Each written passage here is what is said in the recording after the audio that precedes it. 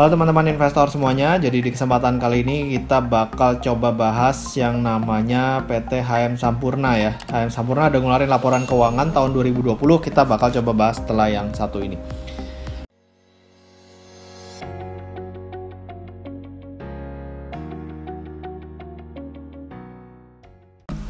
Ya, jadi ini dari laporan keuangannya di 31 Desember tahun 2020. Jadi perseroan ini merupakan perusahaan rokok ya. Rokok HM Sampurna ini dimiliki oleh Philip Morris ya, Philip Morris Indonesia. Jadi kalau misalnya kita lihat opini dari auditor itu seperti ini, menyajikan secara wajar dalam semua hal yang material ya. Posisi keuangan konsolidasian PT Hanjaya Mandala Sampurna Tbk. Nah, kalau misalnya kita lihat dari neracanya, kasnya masih cukup kuat ya, walaupun dihantam pandemi, tapi dia kasnya masih cukup bagus, 18,8 ini turun menjadi 15,8 triliun. Piutang usaha juga masih cukup oke ya, 3,6 triliun, piutang lain-lain jaga juga. Dan kalau misalnya kita lihat persediaannya meningkat sedikit menjadi 18 triliun. Nah, jadi kalau misalnya kita lihat di sini jumlah aset lancar boleh dikatakan nggak kemana-mana ya, sekitar 41 triliun. Aset tetap turun ya, jadi kalau misalnya kita lihat di sini nanti capital expenditure memang nggak terlalu besar di tahun 2020 karena memang adanya pandemi. Makanya kalau misalnya kita lihat secara overall jumlah asetnya ini turun dari 50,9 triliun menjadi 49,6 triliun. Nah, lalu kalau misalnya kita lihat jumlah liabilitasnya ini naik cukup signifikan dari 15,2 triliun menjadi 19,4 triliun. Nah, ini kenapa? Karena di sini ya, utang cukainya ini naik dari 5,4 triliun menjadi 9,5 triliun. Jadi ada kenaikan yang cukup signifikan di sini dan ini harus dibayar tentunya ke depannya ya. Jadi sebesar 9,5 triliunnya harus dibayar oleh perseroan. Jadi kas yang tadi cukup besar itu sebenarnya ya akan dikurangi dengan jumlah utang cukai ini, cuman nggak harus langsung dibayar semua ya, tapi nanti harus dibayar secara perlahan. Lalu kalau misalnya kita lihat dari saldo laba, di sini kita juga bisa lihat turun ya saldo labanya karena memang perseroan di tahun sebelumnya membagikan semuanya ke dalam bentuk dividen dan di tahun ini labanya kita bisa lihat sendiri itu turun dari 13,7 triliun menjadi 8,8 triliun. Nah, inilah yang menyebabkan harga saham HM Sampurna merespon negatif ya ketika laporan keuangan ini dikeluarkan.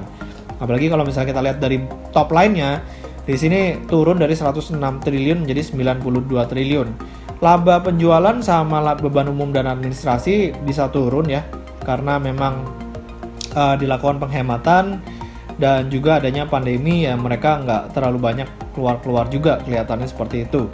Dan kalau misalnya dari sini laba yang untuk pemilik entitas induk 8,5 triliun dan kita bisa lihat sendiri dari cash flow-nya di sini masih cukup sehat, jadi 11,9 triliun dan seperti yang tadi kita lihat juga di sini capital expenditure nggak sebesar di tahun sebelumnya.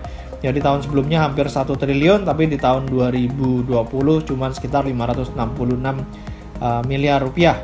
Nah, jadi kalau misalnya di tahun 2021 ini kira-kira perusahaan bisa bagi dividen apa enggak? Bisa ya. Jadi cash flow free cash flow-nya 11,9 dikurangin sekitar 566 atau 800 itu masih sekitar 11 triliunan. Jadi masih bisa bagi dividen lah untuk si HM Sampurna.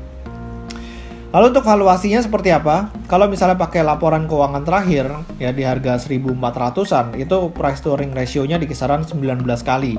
PBV-nya di 5,38 kali. Jadi secara valuasi sebenarnya udah price in ya penurunan kinerja dengan harganya. Nah, cuman balik lagi nanti kira-kira market merespon negatif banget atau gimana. Cuman kan kita mesti lihat kira-kira ke depannya HM Sampurna seperti apa. Nah, kalau misalnya ekonomi udah pulih, daya beli udah mulai oke ya, harusnya bisa kembali lagi sih kinerjanya untuk si HM Sampurna. Oke, jadi kita lihat lagi dari sini ya, return on equity masih cukup tinggi di kisaran 28% karena memang labanya turun sehingga return on equity-nya bisa dikatakan turun juga di sini.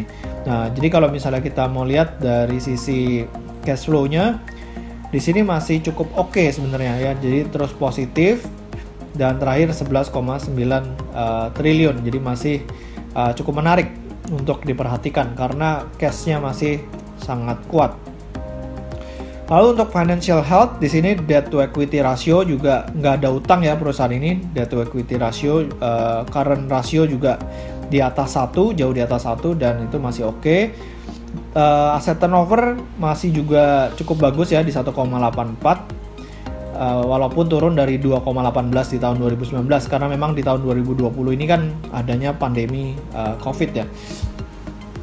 Nah, lalu kalau misalnya kita mau lihat dari sisi dividennya itu kan terakhir 120 ya. Nah, dividen yieldnya kalau misalnya di harga terakhir itu sekitar 8,4%. Nah, ini sebenarnya tinggi ya. Kalau misalnya kondisi udah balik normal, penjualan meningkat, laba meningkat, otomatis dividen yield ini terlalu tinggi. Jadi ada kemungkinan harganya bisa naik. Nah, kalau misalnya estimasi fair value, kita bisa coba pakai valuationnya dari Stockbit ya. Dari Stockbit kita bisa lihat HM Sampurna. Di sini kita bisa lihat target price dari HM Sampurna kalau menurut Stockbit ini di kisaran 1745. Jadi ada potensi kenaikan sekitar 24% dari harga 1410. Nah, untuk konsensus sendiri bervariasi dari 886 sampai dengan 1818. Oke, jadi demikian dari saya tentang HMSP. Semoga videonya bermanfaat. Jangan lupa buat di-subscribe YouTube channel saya dan juga follow Instagram saya di Pesan Saham. Sampai ketemu di video berikutnya. Selamat berinvestasi.